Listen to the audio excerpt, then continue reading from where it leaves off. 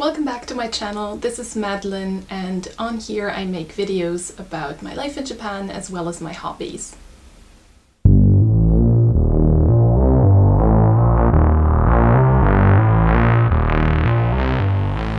So today I want to talk about my old and new Visual Kei favorites of 2017. To get this started, I want to get a few things out of the way. I got the idea for this video because of the other video I made where I talked about my 2017 and my goals for 2018. And a big part of my 2017 was the concerts that I went to, so I wanted to talk about that a little bit more in detail. And another thing that inspired me to make this video was actually a video that I just watched recently by another YouTuber, which I will link in the cards, I think, up there. And she talks about how in the good old days we all used to share the bands that we love more with people on the internet and not just our immediate friends. And I think that's true in a way, so I just want to talk about my favorites and maybe give you some ideas of bands you might want to try out.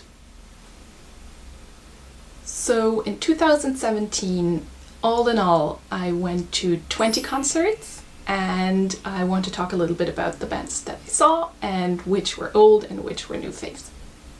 So let's kick off the old faves with one of the bands that I started listening to right from the beginning, which I really was so happy when I heard that they would do another album and come back, Metronome. I immediately bought their new album Continue, and then I saw that they did a tour for that album, and I got a ticket for the final of that tour in Tokyo in April of 2017. And I just really loved it. They're a great band to see live. I saw them once again in August as well, which was singer Sharaku's birthday and also Metronome's 19th birthday. So if you want to check them out, please have a look at the card there. The second one would be Mary. I actually saw Mary for their 15th anniversary concert at the end of 2016, where they announced their next big concert, which was in May 2017, and that's the next one that I went to as well, and the only time I saw them in 2017. And that was a dream come true venue for me to see them live. They performed at the Hibiya, what's it called? Hibiya Ongaku, no. They performed at the Hibiya Yagai Ongaku-do, which is an outside venue in Hibiya in Tokyo. And it's one of my favorite venues for Mary because two of the concert DVDs that I really love of theirs have been filmed there.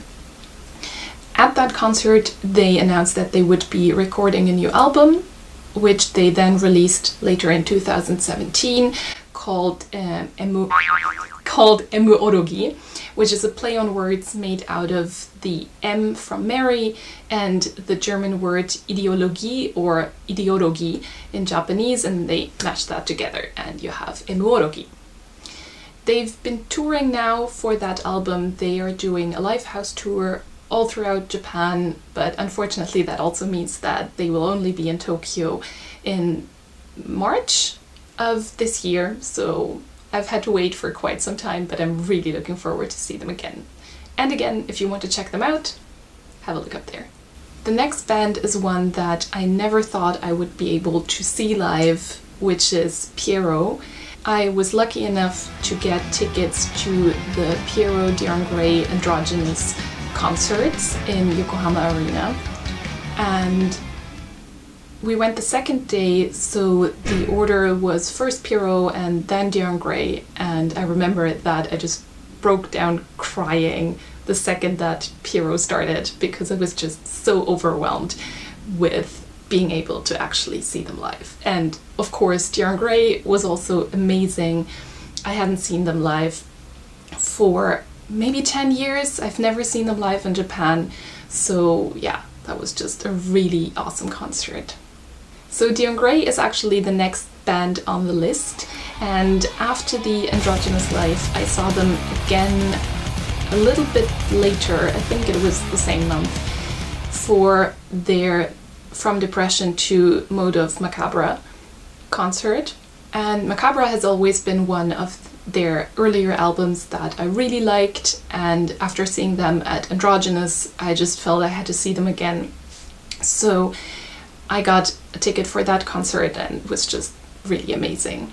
Again, if you want to check them out, both the Androgynous concert, which they have now released a live DVD, and Dion Gray in general, up there.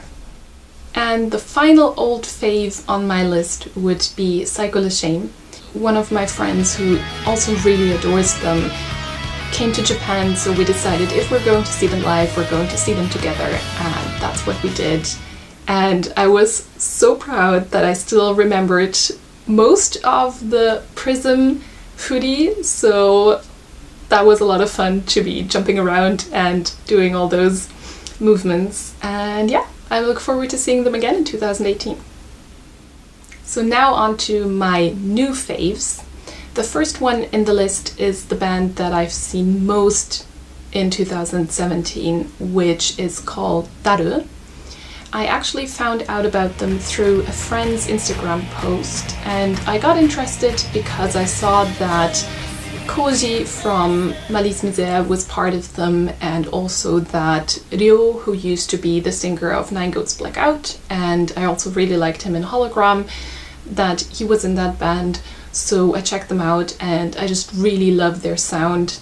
They're one of the bands where I don't think they would call themselves Visual Kei, but they just fit into the list for me, and they're the band I saw most last year, so I'm just putting them in. They started out as more of a gothic punk band, and their first album is heavily influenced by that. And recently the singles they've been putting out have been more influenced by different genres of music. There's one that is more hip-hop influenced, there's one that is EDM influenced. So if you're interested, please check them out. They have a great YouTube channel where you can listen to most of their songs. You can even see live performances, so I highly recommend checking them out. The next one on the list of recent faves would be two bands that I saw at the same event, so that's why I'm kind of lumping them together.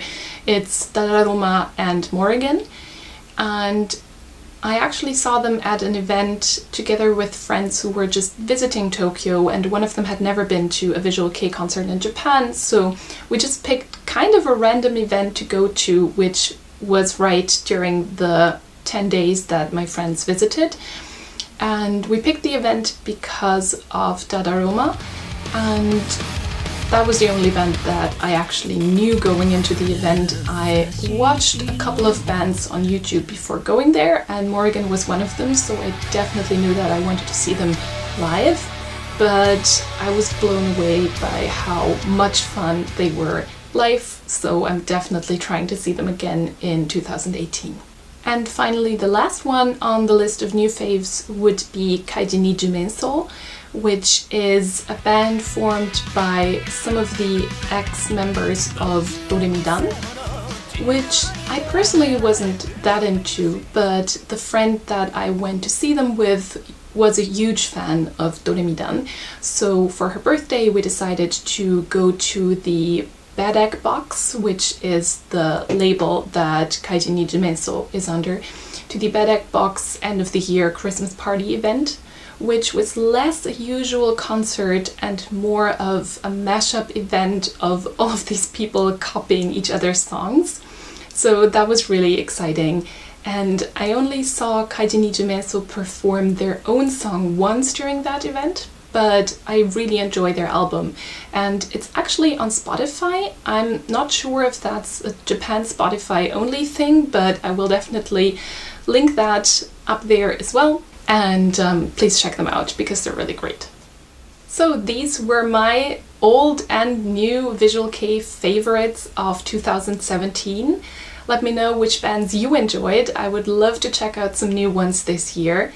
And let me know which bands you saw or which bands you would like to see in the upcoming year. I'm looking forward to see what you have to say. Goodbye!